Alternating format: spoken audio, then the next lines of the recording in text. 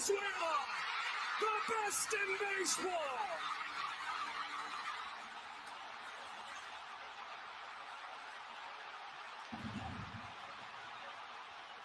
What's up, everybody? Welcome back to another episode of Tablesetters, covering all things baseball. We are here live in the fallout of the World Baseball Classic, continuing our conversation about this tournament, and we have our final.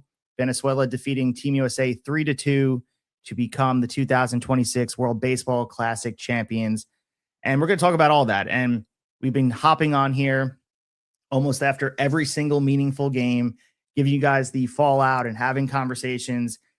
And I think that kind of leads us into the full conversation about taking a step back now that we closed the book on the 2026 edition of the WBC and how this played out from beginning to end. And for me, it becomes difficult to just frame this in a vacuum of just Venezuela beating Team USA and just discussing the blow by blow without getting into the nuts and bolts about this game and this tournament, about it, how it all weaves together. And of course, everybody will remember Eugenio Suárez's go-ahead double in the ninth inning. And I think that'll be a moment that is justifiably something everyone will remember fondly, especially if you're a Venezuela baseball fan. But the truth is, if we're being honest with ourselves, this is a result that feels like the logical outcome of everything that has been building throughout this entire tournament. If you look at both of these teams, and Team USA, Team Venezuela, in terms of how these two teams were performing, and in terms of what the WBC was becoming, this feels very on brand. And for me, again, the first thing that stands out is what I've been discussing on a nightly basis, or just to whoever will listen, is how much this tournament has grown into something that really carries its own weight. And again, for all the skeptics going into the 2026 edition of this, and you still have some people that feel a certain type of way about their favorite team's players playing in the World Baseball Classic, there was a while that the WBC existed in a space where the talent was always there. It was undeniable. But I believe what was missing was the consistency of engagement with the fan bases and for people to care that this was happening. And I think what we saw in 2026 is a tournament that no longer depends on those isolated big moments to catch somebody's eyes. I think from start to finish, this was a tournament that was engaging with rooting interest, whether it was your pride of country or teams you were watching or your favorite players. I mean, look at the semifinal alone. Team USA and the DR, they drew 7.369 million viewers. They wound up peaking at 8.1 million. We watched the U.S., of course, clinch their third straight trip to the final. But I do believe that's a very real indicator that there are people investing in these games from start to finish. And again, when you look at the WBC in its 20-year history, this becomes the most watched broadcast in the history of this tournament. And again, you want to compare it to something topical. It outpaces something like the All-Star game. So there's something to this about fans wanting to engage with a competitive, meaningful product that is a little bit different from Major League Baseball. And it was a different atmosphere, and there's been a lot of conversation from Aaron Judge and his comments, and Julio Rodriguez and Ronald Acuna Jr. and Juan Soto. Down the list we go. There's been a lot of people discussing the distinct difference between the play here and the play in Major League Baseball. And there's been a lot of conversation locally here. I'm in the New York area, listening to the fan. And sometimes it's performative. It's just trying to get people to listen and talk about it like I'm doing right now. But there is a disconnect from certain fans about the meaning of this tournament. They're not seeing the forest through the trees of what we're growing into. Because of the growth we're seeing and watching it carry its own weight, as I was saying, this is becoming a major international sports property that will be a big discussing point of not only the labor rights agreement that has to be negotiated in the upcoming offseason, but also the conversation extends to when the TV rights deals are up, because this is certainly becoming very valuable in a standalone entity that baseball certainly can get behind. And the growth that we're seeing, and I've been having this conversation really throughout this whole tournament, is inviting comparison to the early stages of the FIFA World Cup. I mentioned that the World Cup began in 1930, and we're sitting here, if you want to look at the growth we're seeing from the World Cup to 1930 to 1950, and yeah, maybe you have World War II in the middle of that, so it kind of takes things to get to where they're supposed to do, so context does matter. And the WBC is certainly not at the scale of where FIFA is right now with their World Cup. But my point is, for the World Cup with the soccer stuff, it took decades for it to become the global event that it is today. And it's very topical to discuss it right now because, of course, locally here. MetLife Stadium will be one of the host arenas for all these international games. And we watch them expanding to 48 teams. And you got to think about the reach this has. 1.5 billion people watch a single final.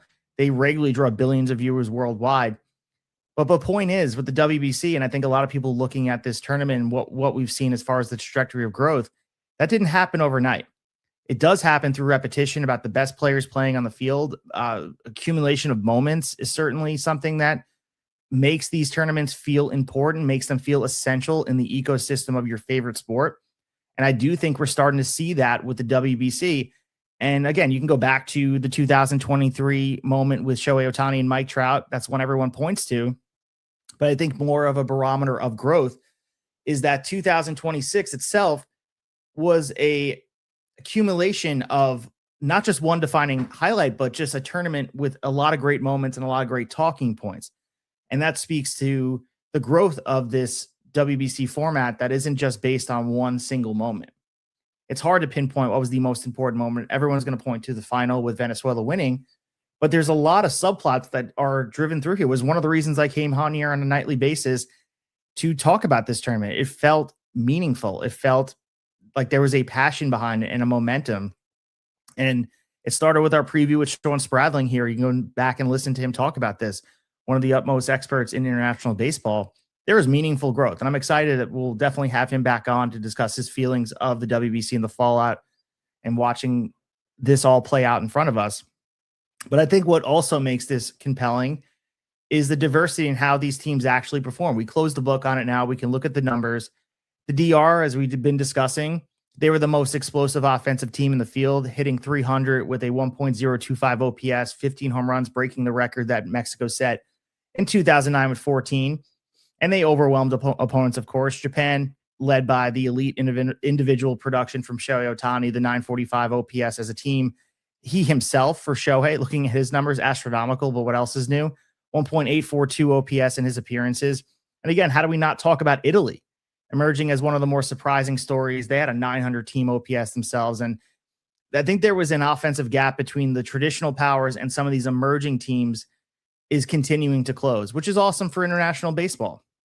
And the growth we're seeing as far as the fan bases and just in inviting the love of baseball in different spots that maybe they're non-traditional. And of course, Mexico added another dimension to this tournament with a 504 slugging percentage, a lot of good moments from them as well with a passionate fan base. But I guess that brings us to the context of Team USA and the offensive profile we're looking at from them and all the praise of this lineup being assembled with the Aaron Judges of the world and Bryce Harper, Cal Riley, and PCA. But if you look at this team, as far as what the expectations were, the production never quite matched that expectation. And you look at the 7 games the U.S. played, they hit 250 as a team, a 368 on base percentage, a 796 OPS. It placed them behind several of the top performing teams. And while those numbers, maybe they're not poor in isolation, I do think that they reflect a lineup that, let's be honest, struggled to consistently generate any pressure. They struck out 58 times as a team. And more importantly, you look at the way these games have played out roadmap-wise, they often relied on that isolated power. And we never really saw any sustained offensive pressure. They never got the sequences together. And that was the story tonight. That it is a critical issue in a tournament environment where you got to rely on pitching depth, of course, and game management. And all the things are a little bit different than a classic 162 or even the way the MLB postseason plays out. These power outages that we saw from Team USA, it was unexpected. And in a lot of ways, it was a disappointment with how they performed. And you can give a lot of credit to the teams on the other side of the field and talk about the growth. But looking at the superstar-laden lineup that Team USA had, to hit 250 with a 368 on base, it's not what you thought you were getting from them. And I think the pattern does become especially clear when you start to focus on Venezuela and U.S. tonight, because those offensive struggles that we saw tonight, they're not a one-off. I do think this was a continuation of what had been happening throughout the tournament that maybe people weren't watching, or they were the deodorizer that is winning glossed over some of the stuff we've been seeing outside of the walls of Team USA. And if they would have lost some of these games, maybe it'd be a different conversation. But through 7 innings of this game, Team USA managed just 2 hits, They failed to advance a runner past first base. And when you start to extend that out and stretch it, they went through an 11-inning stretch dating back to the semifinal without putting a runner in scoring position. This lineup did that. And Roman Anthony's home run in the semifinal against the DR, since that point, the U.S. produced only 3 hits leading into the late innings of this game. And how does that not underscore how consistently they were being neutralized? By pitchers that they should be hitting. So this was a disappointing tournament from Team United States. There's no doubt about it. And I guess the way they were being neutralized, it's hard not to just dive into that, because I do think it's just as important as the numbers themselves. Because let's be honest, this was not a case of facing overpowering pitching that's simply, all right, tip your hat, they're going to overwhelm us. This was the case of being maybe pulled into a style of game that did not suit them. You look at Venezuela's pitching staff, of course, finished the tournament with a 2.86 ERA. They held opponents to a 195 batting average. And there was a level of control and pace of this game that prevented not only Team USA tonight, but really any team that played Venezuela, that they couldn't get anything going or couldn't get comfortable. And for them, for Venezuela, again, a lot of credit to them. Team USA never found their rhythm. Eduardo Rodriguez, we have to discuss him. He set the tone from the beginning of this game, and everyone was circling it. I saw one of the memes posted, I think it was the Shannon Sharp meme where he was eating good, of Team USA getting ready to face Eduardo Rodriguez. His performance becomes really impressive when you start to look at the context here. Pitching for Venezuela in the highest leverage game of this tournament, maybe of the history of international Venezuela baseball and tournament play. He delivered 4 1/3 innings, including just 1 hit, 1 walk, strikes out 4, and 32 of his 57 pitches were thrown for strikes. And the other thing for him, he's not really a swing and miss guy. He generated 9 whiffs on 24 swings. His average pitch was 92.6 miles per hour on the 4-seam fastball, and he was splitting usage evenly with his cutter. And I think a big detail of watching the way he dealt on the mound tonight was about his own explanation afterwards. He was talking about that he didn't shake off Salvador Perez a single time, which speaks to the level of trust that this whole team has with the team captain of Venezuela, Salvador Perez, and potentially a Hall of Famer one day. And Salvador Perez, in big moments of this game, taking it upon himself to speak to his pitching staff and really make sure that they're locked in. And I do think that played a huge part here during this game. And we always discuss this, and it was part of the conversation. Noel McLean came out in this game, and we're always discussing Tarek Skubal and Paul Skeens and some of these pitchers, how they're going to be used. Because part of Eduardo Rodriguez and all the pitching we saw in this tournament, pitching usage is tightly regulated, not only in this tournament just because of the rules in place, but because of the relationships with Major League Baseball clubs, with opening day over a week away at this point. And you heard that in the broadcast where Ken Rosenthal was going through the list of pitchers and relief pitchers, and the timeline of what they can do in this game. And maybe we'll get to a different point where they'll change the function of where this tournament will live. I've heard a lot of conversations. I think John Smoltz was on the Rich Eisen show that this should live the week during the All-Star game. And maybe that's what you do. But not being able to use your best pitchers, that's something that might need to change in this tournament if it wants to take the next step. But as we know, teams are required to carry a minimum of 14 pitchers, and the strict pitch limits that determine mandatory rest periods. And of course, the teams can only utilize designated pitcher pools or replace arms between rounds. And obviously that structure doesn't allow for extended outings or prolonged games, which is why this tournament also used the extra innings rule that places an automatic runner on second base starting in the 10th inning. I know people were discussing, was that going to happen? And I think all these factors place a premium on efficiency, and you got to give Eduardo Rodriguez a lot of that because that's exactly what he did. And offensively, put some love on Venezuela. Their approach in this game mirrored what they had done throughout this tournament. It was exactly the game plan we saw. It was rely on just a collective production rather than just one guy doing it. And Luis Arraez is going to be playing ball in San Francisco. He finished the tournament with a sparkling 308 batting average, a 1.059 OPS. He comes in with a lot of momentum. He's going to be someone to watch, and how he adjusts to San Francisco playing first base over there.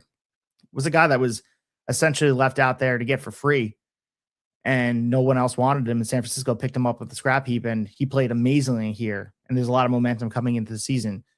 Ronald Acuna Jr., the superstar on this team, he scored 10 runs with a 424 on base percentage. Wilyer Abreu, another huge star in this tournament, added a 500 slugging percentage, 7 RBIs to his name. And then Eugenio Suárez with the biggest hit of the night, only hit 200 for this tournament. He delivered 2 home runs. Ultimately, the most important hit of the tournament came down to it and came up when it mattered. But I do believe the distribution of production reflects that this Venezuela lineup is not dependent on one player, but it was capable of generating runs through a lot of different paths. So whenever they were, even go back to the game against Italy, they find ways to score. And for Team USA, that wasn't the case, where it should have been obvious that they could put up runs by the bunches. They never really did that. And watching the way this game unfolded, I think the identity of this team was very evident. In the third inning, Salvador Perez reaches base. Ron Acuna Jr. draws a walk. Noah McLean winds up uncorking a wild pitch that advances both runners. Maikel García brings in the run with a sacrifice fly, and we got the early lead. In the fifth inning, Wilyer Abreu extended the lead with a home run that went 414 feet, and we saw the Venezuela strengths on display here settling in, and they were lulling the United States offense to sleep. And that pattern became a little bit of a trap for them. They were facing pitchers they should be able to hit, but because those pitchers are executing within in their controlled framework, the U.S. never really broke the rhythm of the game, and they wound up just flailing at pitches. Aaron Judge finished the tournament hitting 222. He struck out 3 times in this game. I think he became a lot of the focal point. A lot of the meme generating around this loss is going to be around Aaron Judge and his lack of production in this game.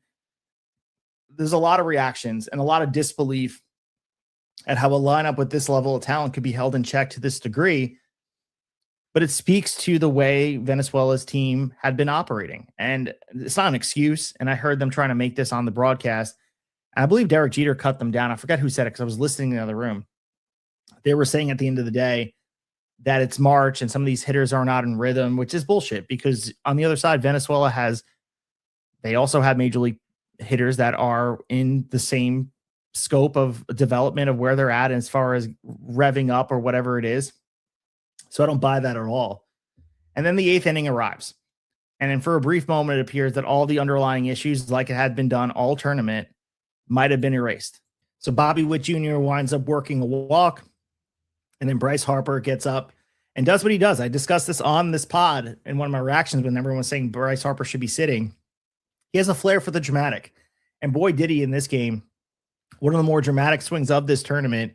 Launches a 432-foot home run, 109 miles per hour off of Machado, ties the game at 2. What swag by walking around the bases, saluted rounding third. And we got the U.S. dugout emptying, and the energy of all the Venezuelan fans shifted. People are becoming nervous. The U.S. fans were very loud, and it felt like the game was redefined. I'm like, okay, here we go. This is what they've done all tournament. Yes, they weren't getting sustained offense, but Bryce Harper pulled it out from the fire and brought them out. But again, what follows is kind of what ultimately defines the outcome of this game and the outcome of the tournament. Venezuela didn't deviate from its approach. In the 9th inning, Garrett Whitlock comes out, who's been pitching well in this tournament. He issues the leadoff walk. Javier Sanoa, he enters as a pinch runner. He's still second base. They challenge whether he was tagged or not. And then Eugenio Suárez drives in a double into left center gap, gives Venezuela a 3-2 lead. Fans are going absolutely nuts. And this was all done without recording an out. So lucky they only came into the bottom of the 9th inning down 1. But I do believe that sequence is built around the identity of this Venezuela team. They executed, they timed it, situational awareness, they stole second. They found a way to get it done. They generated a run. And honestly, it's a direct contrast to how this Team USA team really struggled to generate offense throughout the game, but couldn't find a way, even when you're not hitting. And this is the frustration I have as a Yankee fan. I saw a lot of comments they were saying in our group chat, but also I think Evan Roberts put it on Twitter as well, that this felt like a Yankee postseason game. And that's exactly what it is. They almost lose sight of, we can get runs in other ways than just hitting a home run. And Venezuela certainly found the way to do it. And it's baseball at the end of the day. There are ways to scrape and claw, and this Team USA team never really did that. They relied on the long ball, and it was eventually their demise. You get Daniel Palencia in there. He was one of the guys that they identified is the only way the Cubs would allow him to come in is if it's in a save situation. He winds up closing the game out. And in many ways, this whole tournament, you look at the way he pitched in this tournament, he allowed no hits. His ERA, of course, was 0. recorded 3 saves. This guy went out there in the 9th inning, striking out Kyle Schwarber and Roman Anthony, and then Gunnar Henderson's retired as well. And man, he had control at the end of the game, and it felt like this is another guy who you could tell it meant so much to him to go out there and do what he did for Venezuela, and just for the idea that this was for pride of country. And again, as a U.S. fan, and some of the stuff in our group chat was, I'm not even upset. I think Devin had said this in the chat that I'll actually read it to you on here.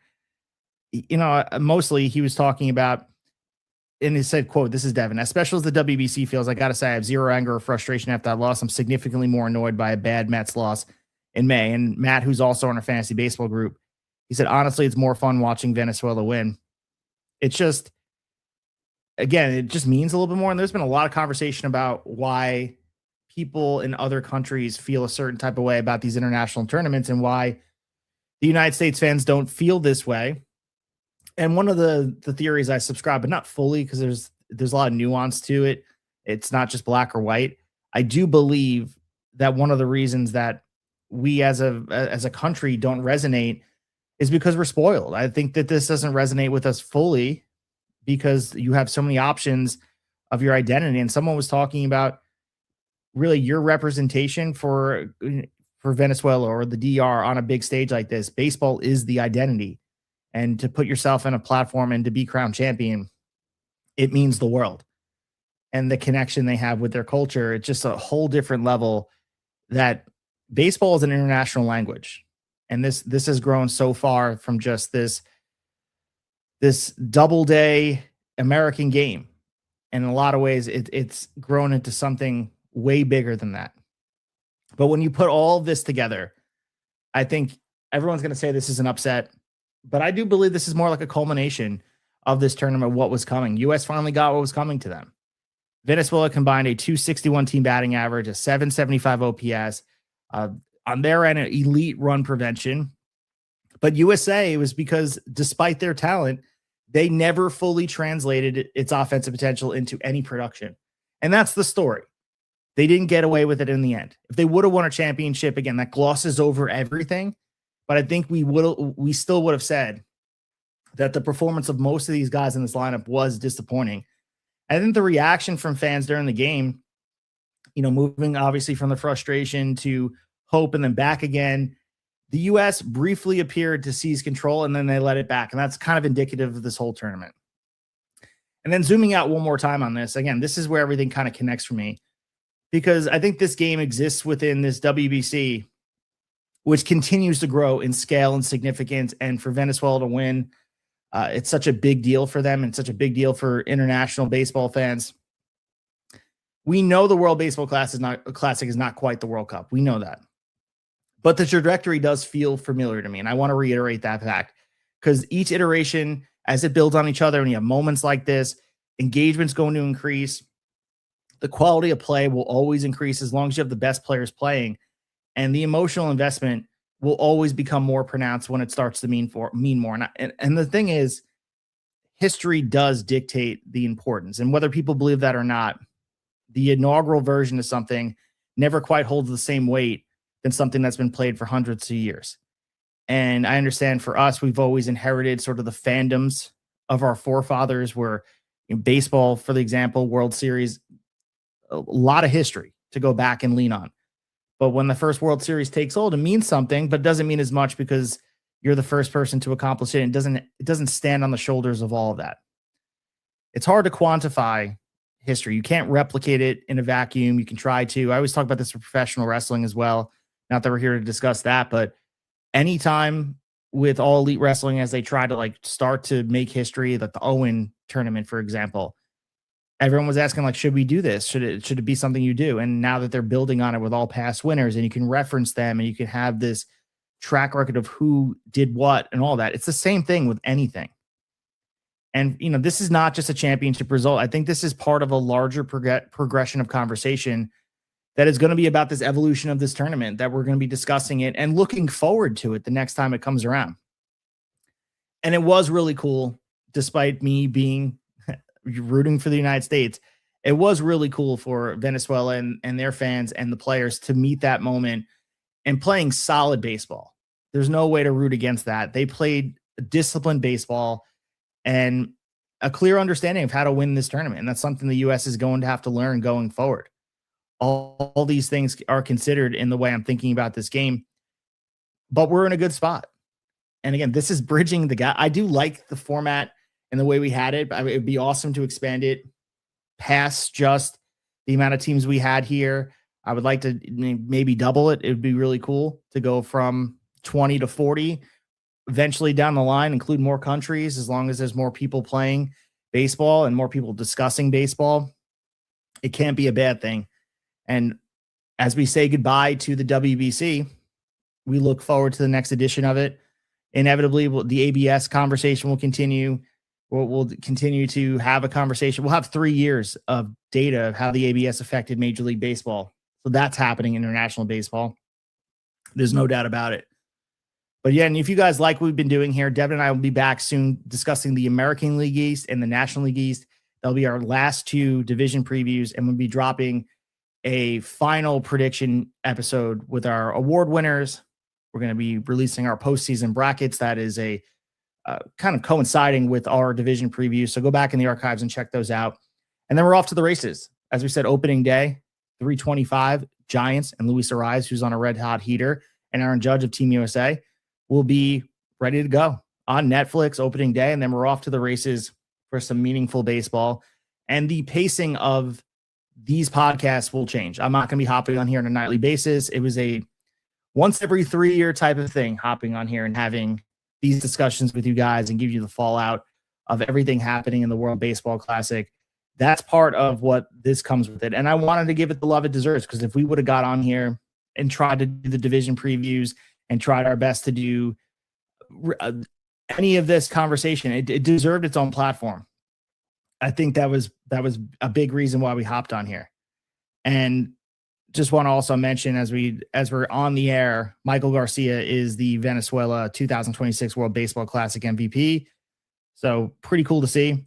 So a lot of Kansas City Royals. Devin mentioned this on the pod last night when we were discussing the AL Central. A lot of Royals had a lot of shine. Obviously, Bobby Witt Jr. for Team USA, Vinny Pasquantino. What else can you say about him?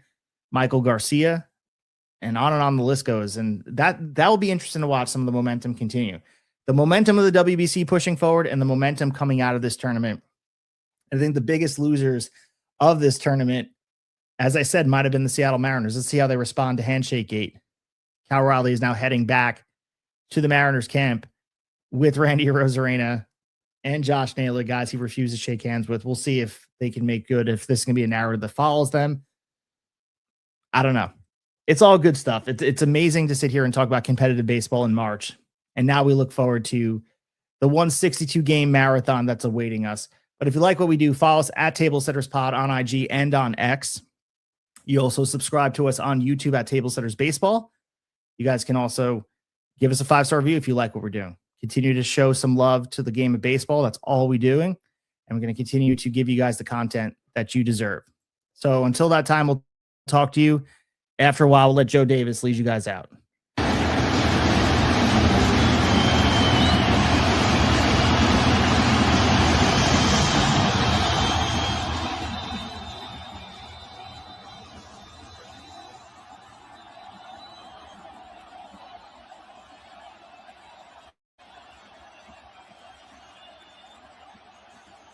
Venezuela, the best in baseball.